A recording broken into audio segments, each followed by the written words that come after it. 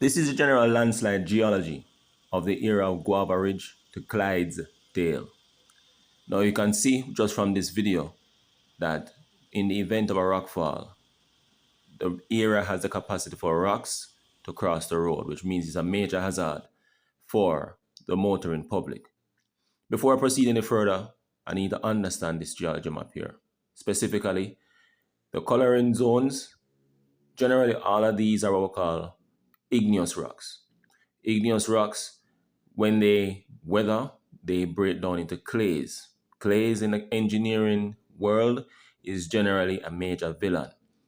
The nature of these clays can become what we call swelling clay, which means that in the context of our construction, it's a case where it's much more easier for, let's just say, the overall site to undergo a degree of failure through landslip, to say the least.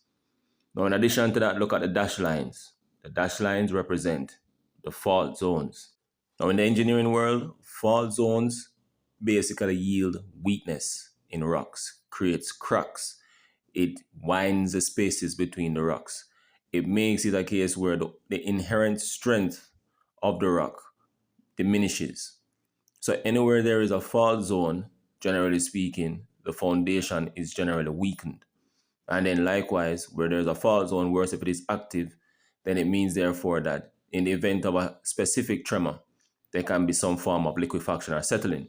So you can see in this video here, those big cracks, and you can see the roots are there as well. Roots also can serve as an erosion force, bioerosion. Now here, you can see all this debris. This is another form of the landslide or overall slope failure. This debris was removed and placed to the side, but this debris came from basically this groove here where you see me trying to trek along. This is basically where drainage flows from the hill slope across the road. So essentially, this location would always be eroded or endure a degree of debris settling, to say the least. Now, this visual is just to show you the nature of the directions of the cracks, as you can see on the given rock face.